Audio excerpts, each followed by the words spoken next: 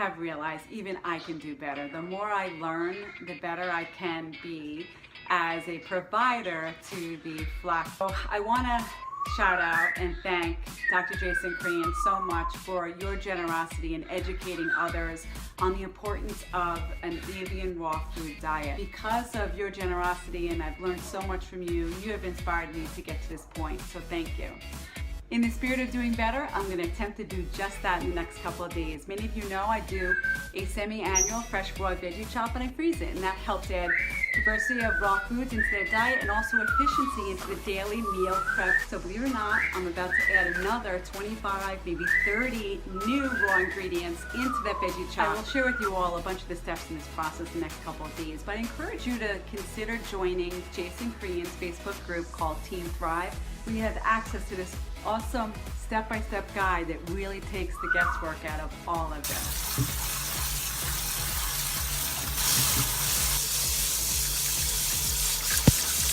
Using Jason's soaking and sprouting schedule.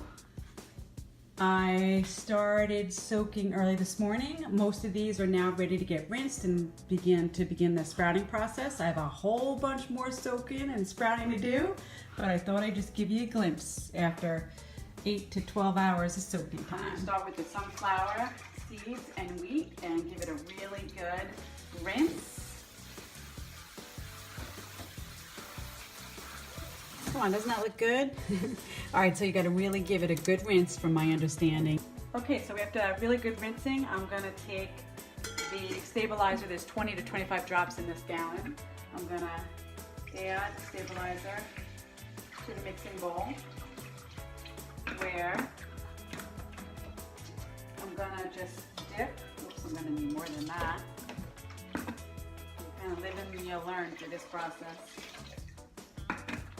And then I'm just gonna soak it in here for a few minutes before I lay it out in a cool, dry place to sprout. Sprouting for the sunflower seeds and the sunflower and the wheat, my understanding is 2 to 3 days. After it soaks in the GSE and water for a couple of minutes, just I guess toss it around a little bit to start the water. Then ready to start the sprouting process. This is one of the ones that will take 2 to 3 days.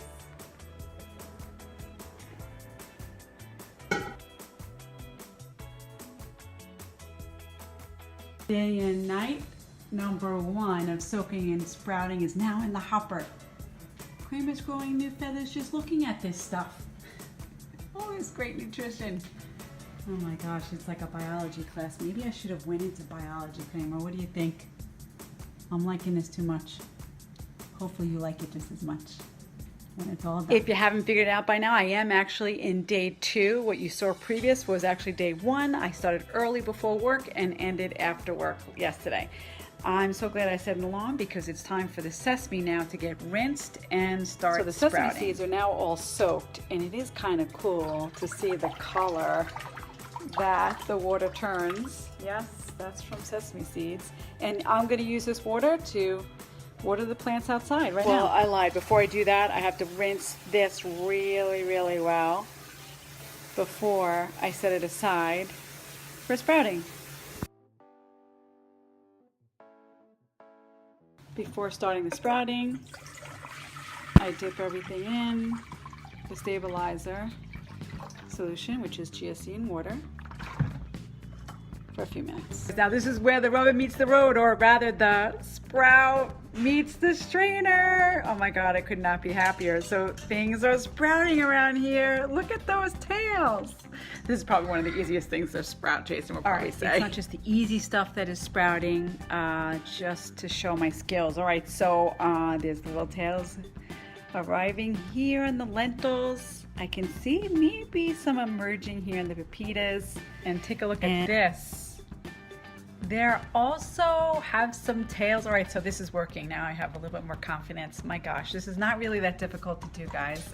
So I don't know what the heck I was afraid of. The reason why this is working out so well is because of this guide from Jason. You know, he's really taken the guesswork out of it. Otherwise, I'd probably be a little confused, asking a lot more questions than I have been. But so far, I'm really happy with this process and everything he's laid out. Now that the whole soaking and sprouting process is behind us, it's time to start the veggie chop process. We just got back from the store. We purchased a whole bunch of organic vegetables, a lot of leafy greens, but also a lot of vegetables that will add color, which our feathered friends certainly like color. So like different color peppers. We got yellow, red, green, purple. We got Brussels sprouts. We got spaghetti squash, acorn squash. Purple carrots, yellow carrots, Celery root, bok choy. We got yellow and green zucchini, some radishes. So we will share with you the process, but we gotta get going because we gotta clean the produce and then start chopping. So many of you know what I used to clean the produce is I soak it in water and organic apple cider vinegar with the mother.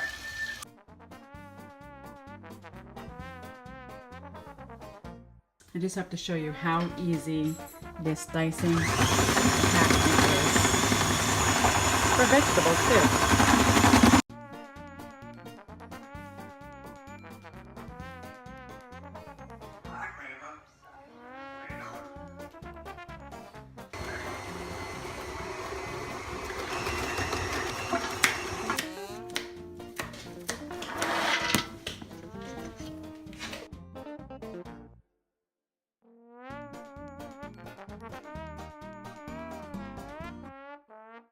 Okay, so we just finished doing a whole bunch of chopping of the vegetables. We got the sprouts, we got the soaks, we got the nuts all ready to go. Now the fun part begins.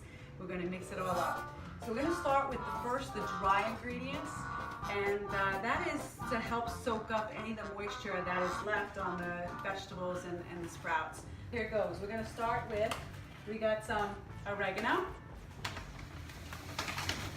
some chamomile flowers. unsweetened coconut chips.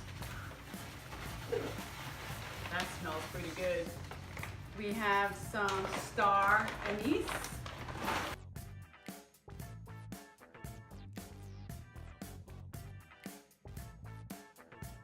Okay, so we got all the dry ingredients now ready to go. It's time to put all of the ingredients that we soaked and sprouted into the bins. So we're going to start to do that. So we'll start with the pepitas, right? And we're going to split them. What is that called? Those are quinoa. Quinoa, that's multicolored quinoa. We have red lentils, sprouted. We also have green lentils. That's millet.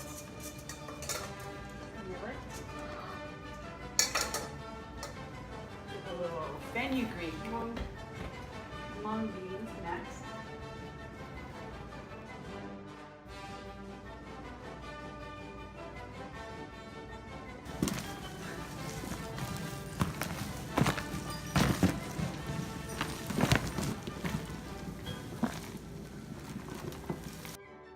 The last and final step to the mixing is mixing in the fresh raw veggie chops.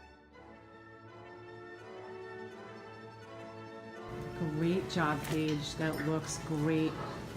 So we counted about 50 ingredients, maybe a little more, of raw food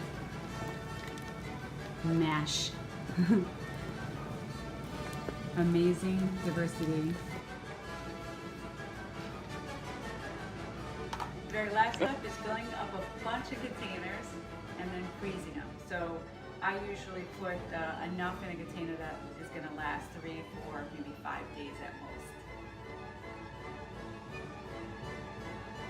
You also can freeze it using Ziploc bags. In fact, some people prefer the Ziploc bags because they store nice and flat. So are there any birdies out there that want to stop over for brunch? Because we can feed you. Anyway, the raw food mash is now complete. These containers and bags will go into the freezer. I predict that this will last about 8 months to feed a flock of 4 parrots.